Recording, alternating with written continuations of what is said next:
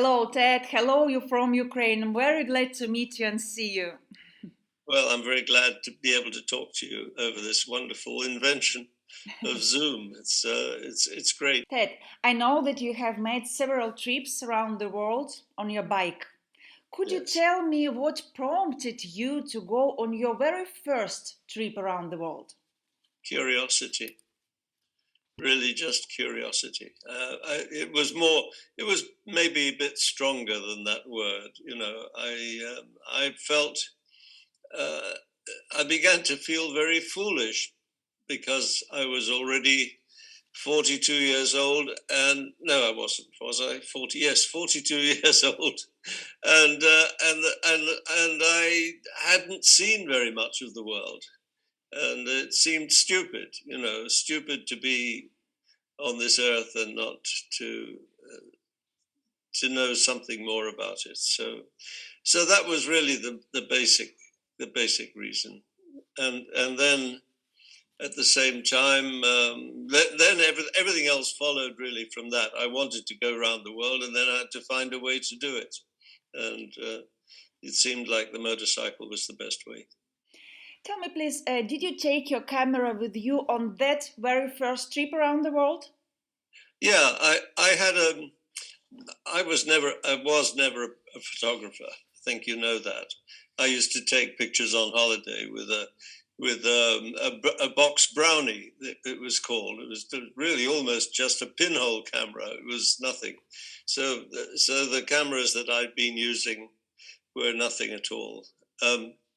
But I had a very good friend who'd helped me in other ways, who was a professional photographer, quite a famous one.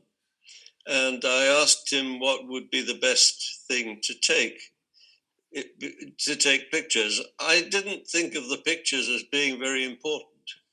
My interest was in writing a book, not taking pictures. But it seemed obvious that not to have a camera would be really silly. So I asked him what would be the best thing to do to take. And of course, there was very little room on the motorcycle. I had to be careful about how much stuff I carried on it. So it had to be a small camera. It had to be something that would withstand a lot of exposure to weather, to dirt, things like that. It was very difficult to keep anything very clean for very long on a motorcycle. And so he said he thought the Pentax would be the best camera for me to take. And he was probably right. I mean, my main problem as not being a photographer was that I wasn't used really to getting things in focus. And now nobody has to worry about that anymore. But in those days, as you of course know, camera you had to focus, and I suppose he thought that the Pentax would probably be the best camera for me to use. He told me that the best thing to do would be to take 2 Pentax bodies and 3 lenses. Mm-hmm. And you've already asked me which lenses they were, and I can't remember. I don't have them here. They're at my place in California, and I don't. There's nobody there to ask. But obviously, one of them was a long lens. I seem to remember that it was 100 or something like that. Could that be right? I don't know. Was it? And one of them obviously was a close up lens, and the other was just the standard lens, whatever that is. Is it 55 or something? I can't remember what it is. So that's the story. That's why I had them with me, and I only really used them to take pictures for my own sake. So there's no big. This is when people go on journeys with cameras. they always have the same problem I did.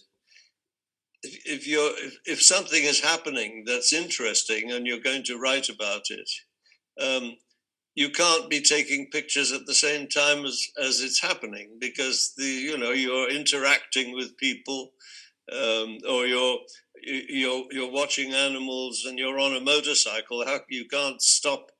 You can't get a camera out of your pocket on a motorcycle and take pictures. So you end up at the end of the journey. You have a story, and you have pictures, but the pictures don't fit the story. That's the funny thing that other people I know have had the same problem. But my pictures were really mostly for my own sake. And again, the problem was that it was film. It was Kodachrome. Film takes up quite a lot of space. I couldn't carry a huge amount of film with me, and so I had to be very careful with every shot. I mean, when I was taking a picture of something, I would only take one exposure, maybe two, the most, and then I had to carry them for months, sometimes even for years. Carry them around on the bike. I don't know how they survived all that. So those are the interesting things about it, and then again, the problem for me, because I was traveling non-stop. I wasn't coming home every 5 minutes. So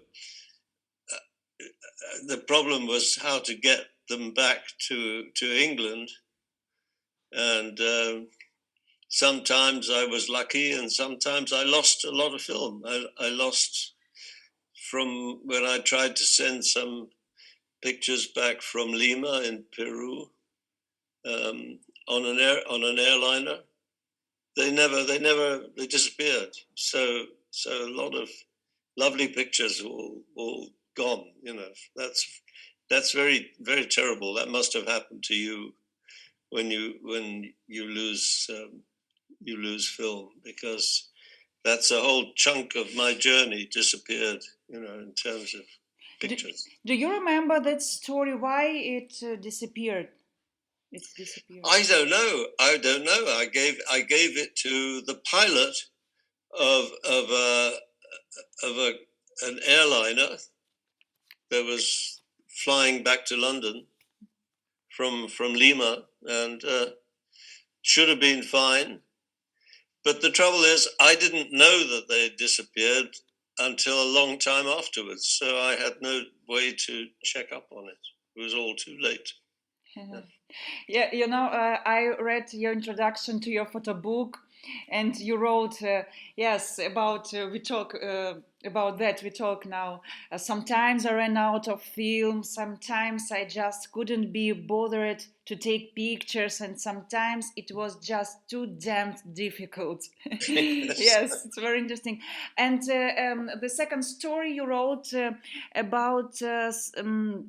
You lost during the crossing Peru and England, and yes.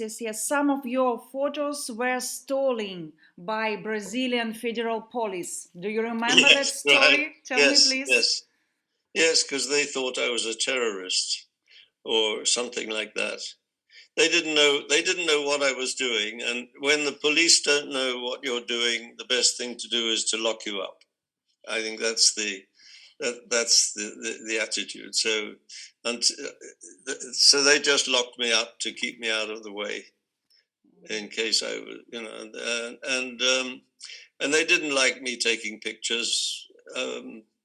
Authoritarian regimes don't like photographers. You must have run into that problem, I think, in Ukraine as well. You have to be careful with people in uniform. You have to be careful about photographing bridges and stations and anything anywhere near the frontier. anything that looks at all, you know, as though it were, well, anything that could cause problems to a regime. You know, you have to watch out for that. But I mean, it was crazy. They were assuming that I had all these skills, you know, these and all these motivations, and I had none at all. So, you know, it was, for me, it was very strange time. Tell me, please, how long was your trip? 4 years. 4 years. And how much rolls of film did you have with you for these 4 years? I can't really remember. I think I must altogether have taken something like 2,000 or 3,000 pictures. Couldn't have been much more than that. I mean, a box of 40 rolls of film is, you know, takes up quite a chunk of space. I think that was probably all I ever had at one time. And all this 4 years, you didn't see any of your shot? No, that's the. Right. So I couldn't learn from my mistakes. You know, yes. that was the trouble. Wow. Yeah, very, very strange. Ted, did you plan in advance what you will photograph, as some important points that you need to be recorded? Maybe some places, some people, some situations. Did you plan it in advance? No. I never attached any importance to the pictures. It's a pity, really, because I mean there were times when I should really have been taking pictures, and it never crossed my mind to do so. I had a very important interview that I did in Chile with one of the 4 generals who killed Allende and changed the whole country and were, you know, imprisoning large numbers of people and killing large numbers of people. And I had an interview with this Air Force general, Gustavo Lee, and it never crossed my mind to take pictures. It seems so silly now when I think about it, you know. And there were other times like that. Yeah, so you know, I'm the opposite of a war photographer. Oh, the absolute opposite. Yeah. Ted, could you remember what did you pay attention to the most? What did you want to photograph when you were on the way? Well, animals. I really like taking pictures of animals. And people in strange dress and native dress. I took pictures in the desert of tribesmen and the musical instruments that they played, and all the things all the exciting things that were coming over the horizon. I mean, I took pictures when I was in a truck or when I was stuck in the desert somewhere. I mean, just anything really. But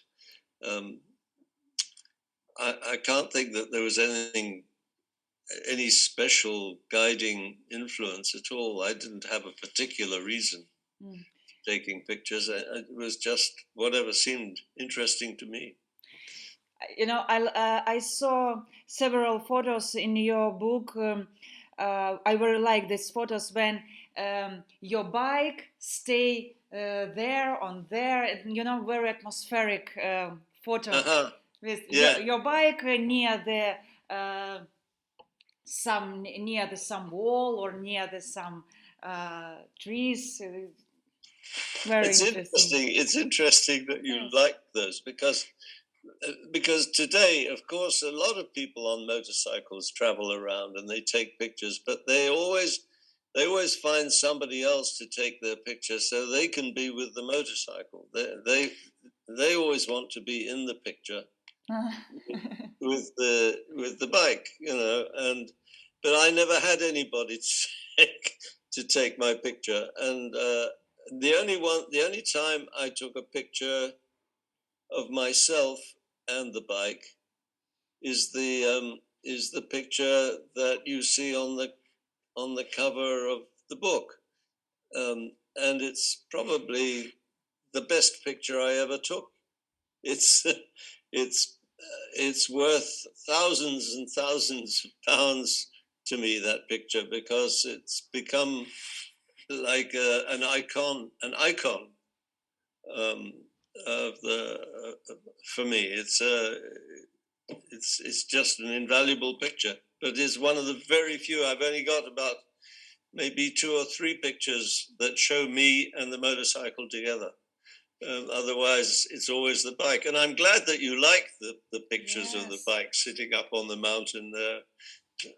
Yeah, it's nice. Sure, I can explain. You know, when I look on your pictures on your book, I think that I am here in the past in that trip with you. I see I see that things that you were seeing. It's very interesting. Yes, I very like it. Mm-hmm. I hope the translation is good, because that's really how people talk to me about the book. You know, when they in English and in German and in French, people say that when they read the book, they can really feel as though they're on the journey. Yes. And that's partly because of the way I wrote it. And I really hope that whoever translates the book will be able to carry that feeling through. But if the book doesn't do it, then the pictures can do it. Maybe there are 2 books. Right? There's the book that was called Jupiter's Travels. Is the book about the first 4-year journey. And I wrote that book as soon as I got home. I wrote it. It took me a year to write the book. And it was published immediately. So it was published in 1978. And then again in paperback in 79. And it has been in print ever since then. So it's more than 40 years this book has been on the market. The second book was another book that I wrote about the same journey, which is not so well read. I don't know why. But the second journey was 25 years later, when I went round the world again, more or less on the same journey. And that book I wrote in 2003. It has a lot of pictures in it. The first book didn't. I changed my mind about the pictures. Eventually, people said, "You've got to have pictures in your book. You must." People, and to me as a writer, it's a terrible thing to think that people will only buy a book if it's got pictures in it, because you don't when you buy a copy of Tolstoy's War and Peace, you don't expect to see photographs of Napoleon. So it's, you know, for a writer, it's like saying you're not a good enough writer. You need pictures as well. But you know, I can't stop the tide of progress, and people want pictures, and you have to give it to them. Ted, tell me please, do you plan to do one more trip around the world on your bike? Yes, if somebody will give me an invalid's carriage with with an engine, Oh, come on. or if you want to push me, you can push me around the world if you like. Would you like to do that? Come on. Otherwise, I don't think it's very likely. No. Okay. But thank you for the offer.